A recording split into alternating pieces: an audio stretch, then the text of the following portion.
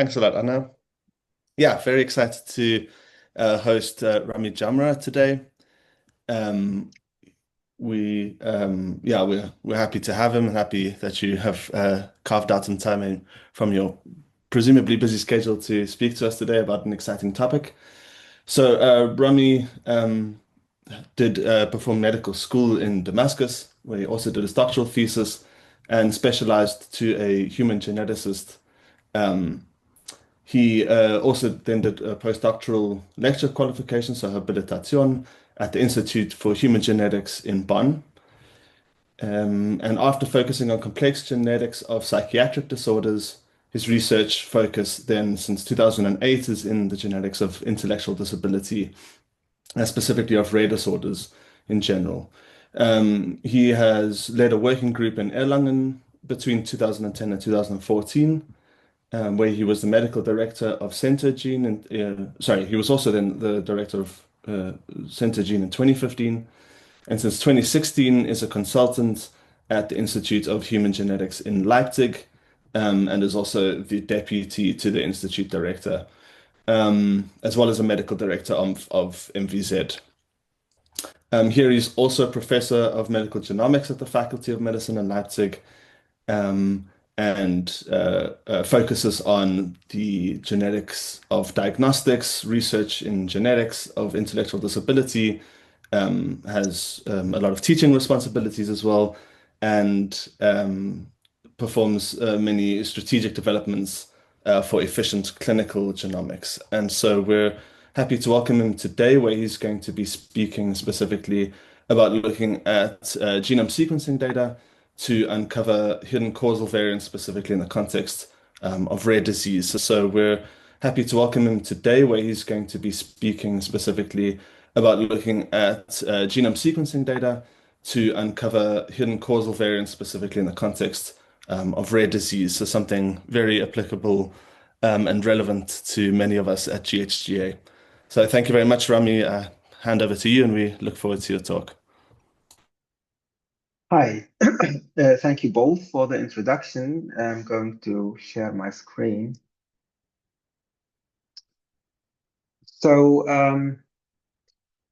gonna take this away. Now we see it. Yeah. Okay. Good.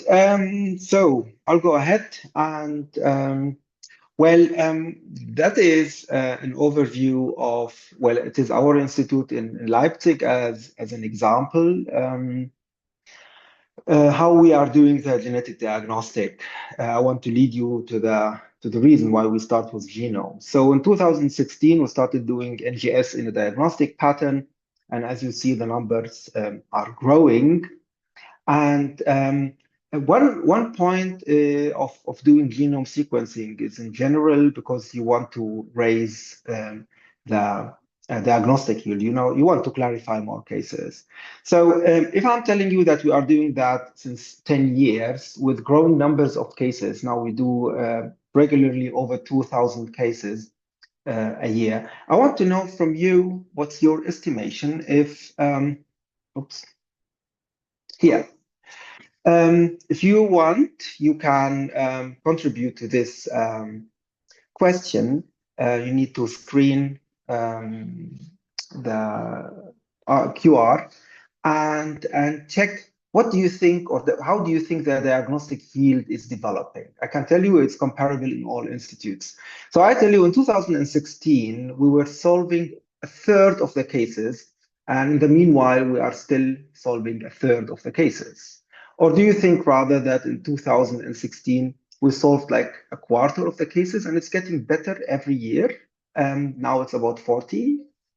Or do you rather think that we were solving only 10% of the cases at that time, but we are now doing big progress and solve like 60% in the meanwhile?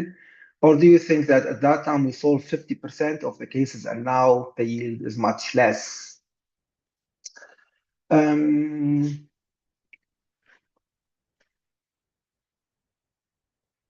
Okay, not many people are contributing, so I think I'll wait a second.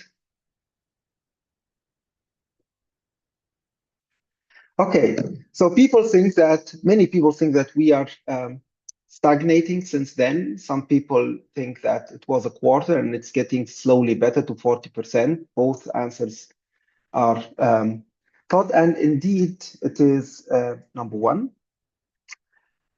In 2016, we were solving a bit more than 30%. And in 2024, we are still solving a little bit more than 30% of the cases. And my explanation of the reason is that as people began in 2016 to do NGS, they were doing only some extra cases, something that was very special, usually very severe.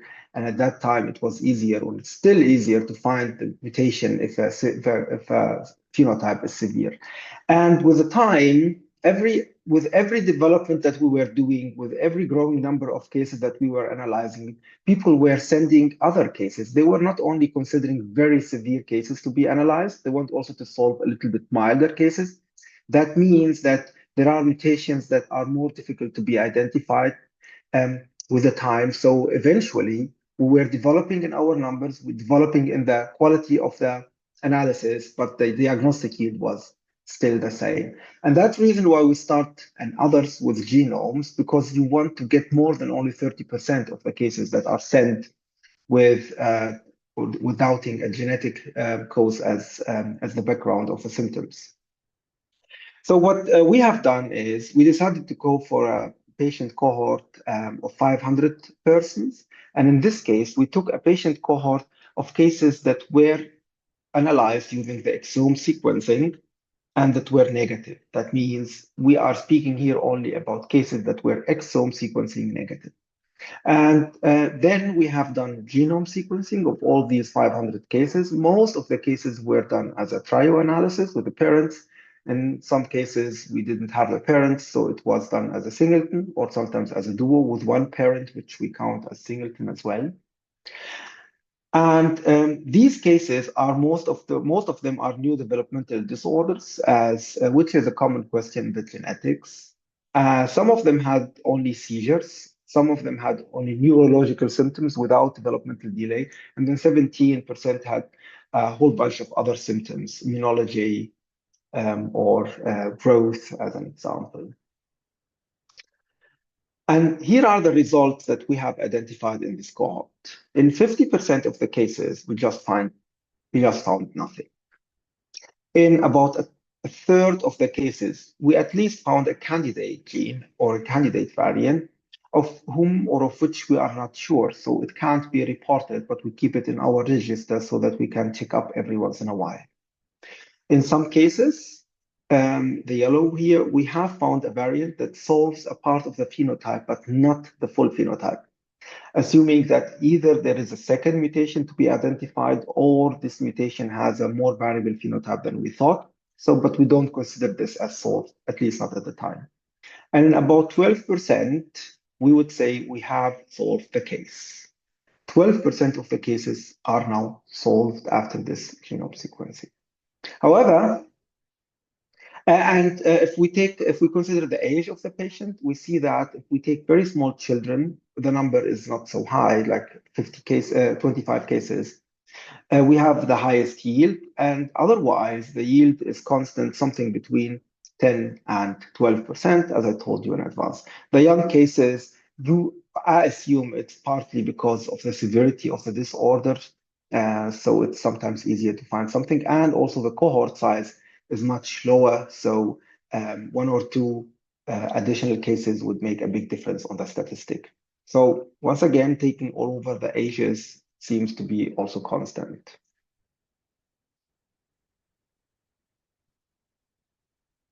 Well, I've told you, no, I've already solved this answer before. Okay, and now let's go to the variant spectrum.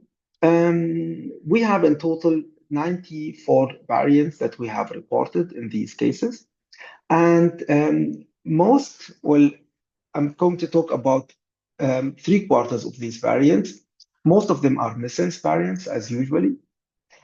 Some of them are truncating variants. We have some large deletions or duplications. We have some in-frame deletions, and we have some canonical splice sites. And most of these cases, or most of the cases that we have identified, and all of these that you see now, are variants that we could have identified also in the exome sequencing. That means we have performed the genome sequencing. After an exome sequencing, we have solved the case, but as we retrospectively checked up the data of the exome, we found these cases could have been solved with the exome. They didn't need to have a genome sequencing. And the reasons are the following. In many of the cases, the trio setting helped. That means when we do a singleton, we see a variant, we don't think it's relevant, but when we see that this variant is de novo, it suddenly wins a lot of value.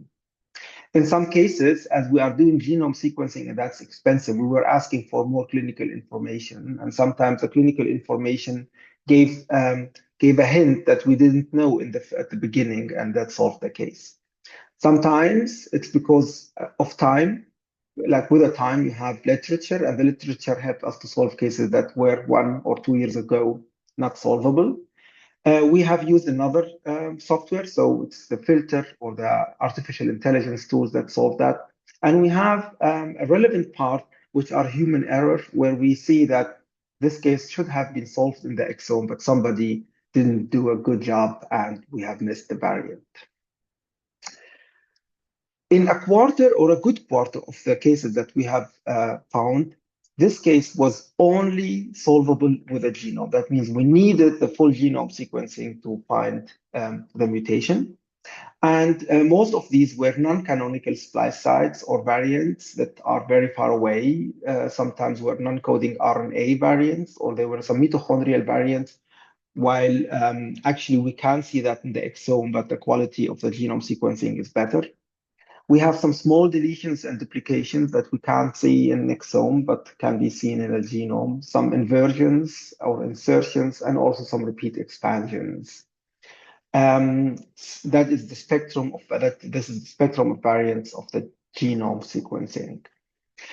So if we put all the data together, and this is our yield from 2016 until 2024, and now we see what are the genomes doing, then we would win like 12% more diagnostic lead, from 30 to about 42%. If we do, oh, I'm sorry, that's in German. If we do a new analysis with a trio design, if we have more literature, if we have more clinical information, if it's supported by AI, and if we have a genome sequence. However, if we would say, what about only considering the genome sequencing and ignoring the other factors that can be added to the exome, then we have an added value of only 5% to our analysis. And why is genome sequencing better? I mean, what are these 5%? I already told you that a little bit as I showed you the spectrum of the variants. So sometimes it's intronic variant, and in many cases we have some small copy number variants. We have some structural variants. I'm going to show you examples in a minute. So the repeat expansions. And then we have, which I'm calling it here clear boundaries. Usually it is small deletions and duplications, which maybe could have been seen in the exome, but you are never sure of that. And because you have a very strong background noise in the exome, you usually ignore them. But when we do genome sequencing and then you see the exact boundaries that supports the existence of the variant, and then you can see it. And then you have other aspects like non-coding, quality, and so on. So all factors, I mean, there is no one factor that is dominating why we are solving cases with the genome sequencing. There are many factors. And this study or this information have been published already about a year ago. At that time, we didn't have the full sample of 500 cases. We had like 100 cases only at that time. And the remaining of these studies that included 700 cases were cases from Boston. And I wanted to show you what are the total results of the study, not only including our data, but also the data of Harvard children in Boston. And they are basically telling the same. And they say that why is genome sequencing is better? Well, of course, because it covers the regulatory regions, the promoter, not only the exons, but also the introns. And because it's more homogeneous, so you have better quality. And like cases like this exon wouldn't be seen, or if you have a mutation, you won't see it in the exome, but you are going to see it in the genome because it's more homogeneous. And because you see small deletions and duplications that only affect one exon and only the small boundaries about it, because you have this homogeneous coverage all over. Expected and logic. They also show if there are differences in identifying the causes based on the phenotype, and then you find that the three main phenotypes, neuromuscular, neurodevelopmental, and syndromic abnormalities, they have comparable solving rate. This is the 28% are solved, 43 are solved, 32 are solved. Please take notice, these numbers does not mean that it was only solved for the genome. It's like the total number of their cases. And that is the information that we have found out of this study. And I want you to concentrate on the dark blue areas, which are the numbers that are interesting when you are talking about genome sequencing, because these are cases that could only be solved because of genome sequencing, while the light blue areas are cases that were reported to be solved in this study, but would have been solved if you have performed an exome sequencing.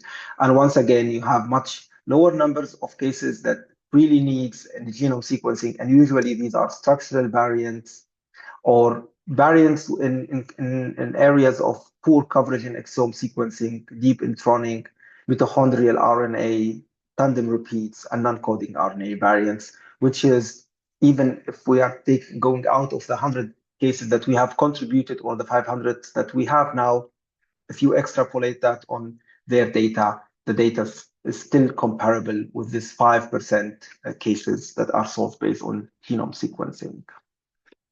But this is our data, and I don't know if you have an impression how is the landscape of genome sequencing.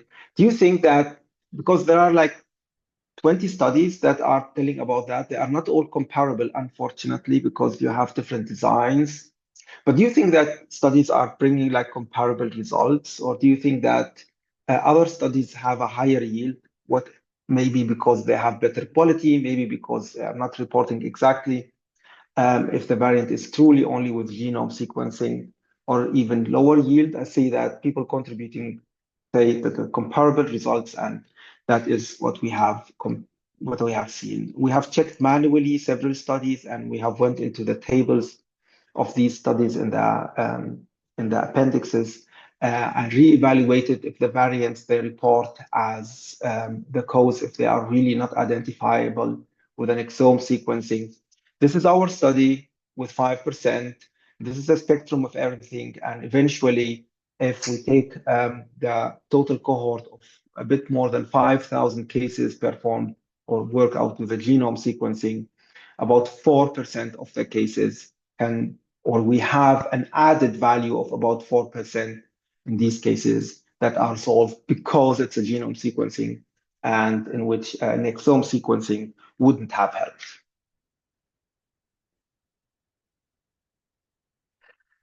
So now I'm going to give you some examples of daily life after I have given you the statistic. Short deletions.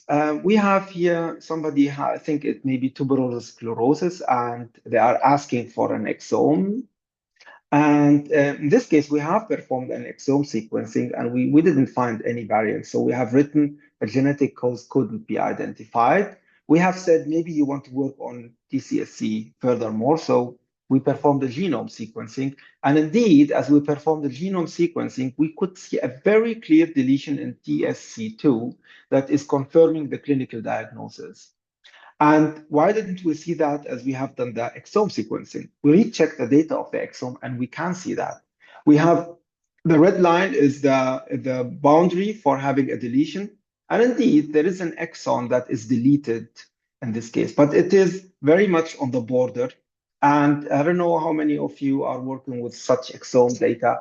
There are high variability, and you have background noise. So you usually cannot consider a single point that just get above the threshold. You usually need 2 or 3 points that is 2 or 3 exons usually that get really beyond the threshold so that you can consider them. If you start considering every point that is moving a little bit irregularly, you will have too much and then you will never be done. The genome sequencing, in addition to identifying the deletion of this single exon, it helped us also to identify the exact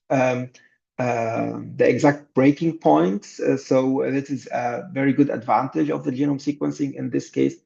And this is, in this case, if you know the exact points or not, it's not very relevant. But in some other cases, this may be really important. As an example, we have here intellectual disability and epilepsy. And we were asked to do the diagnostic. And indeed, we have done an exome sequencing. This is the data of the exome sequencing. And then you see every point is an exon. And there is a clear deletion in the SPG7, which is a gene causing ataxia. And in some cases, it may have an impact on the intellect. So at the first point, you may think, okay, the case is solved and the gene is deleted. The gene downstream and upstream of that, of the SPG7, are not affected. The RPL13 is not deleted. The ankyridine 11 is also not deleted.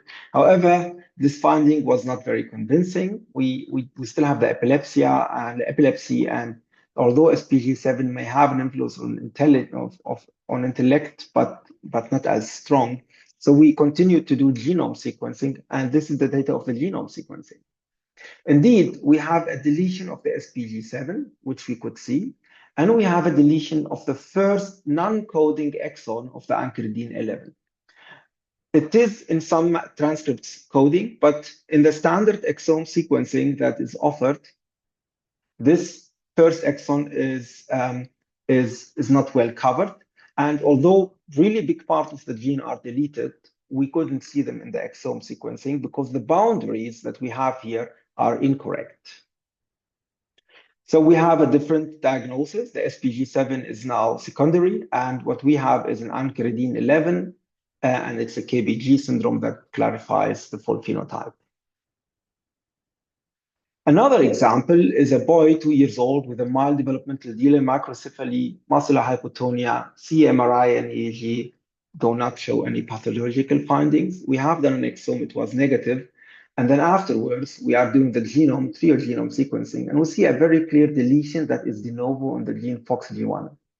It even affects parts of the exon, of the coding exon, and we though didn't see it in the first instance, while here we have very clear deletion. We rechecked the exome data, and it's the same old story. We have a deletion here, but it is of bad quality, and because you have a lot of noise due to the bad quality of exome sequencing at some points, we were forced to ignore that, and that's the reason why we didn't see it.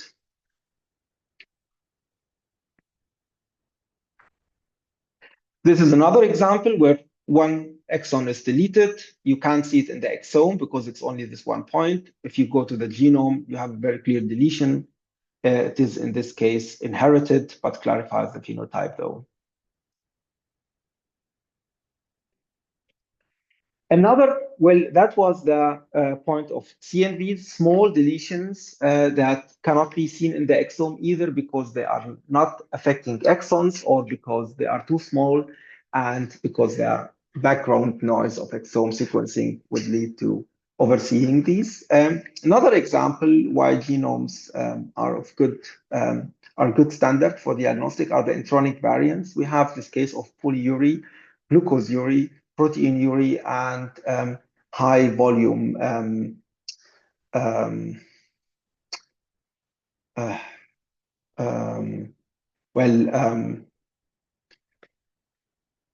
need for the child. And they thought about Fanconi anemia.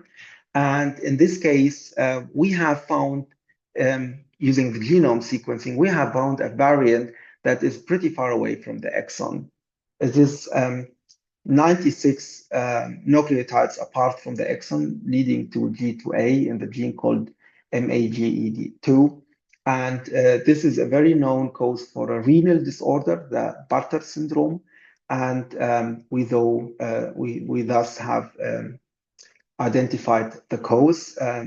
in silico analysis showed that this variant would play a role, but we though recommended doing RNA analysis so that we can confirm the effect of the variant in a functional way. Another interesting example is a case where we had with short stature, hearing loss, and hypophosphatemia. The genetic testing in 2008 was negative, including the PHEX gene, which is the typical gene for hypophosphatemia. We have performed an exome sequencing, and we have found a 2.5 MB heterozygous duplication on the chromosome 22 Q11.21. And this is a reduced penetrance duplication. The penetrance is only 22. And actually, even if we say it is penetrant, we may clarify the short stature and the hearing loss, but it's not clarifying the hypophosphatemia. We have performed an exome sequencing, and once again, we have identified a deep electronic variant at position 600, has a man-allele frequency of 0 in the general population, CAD of 18, and it is de novo. And silico analysis says it makes something, and in this case, we had RNA, and we have performed RNA sequencing, and we have the variant is here, and we have found that the variant is leading to two different aberrant transcripts. One is a read-through of the full 600 cases until a novel aberrant exon, and the other one is a small aberrant exon apart from the regular one. Both of them would lead to, both of them are truncating transcripts, and the variant is pathogenic. And thus, we have a clarification for the symptoms of the child. And there are also some therapy for that. So it makes sense that we have stopped after the exome sequencing. Another case where we have also took advantage of genome sequencing to go for therapy is this case of a 39-year-old patient with diabetes mellitus, optic neuropathy, cataract, megaloblastic anemia, and coronary one vessel disease.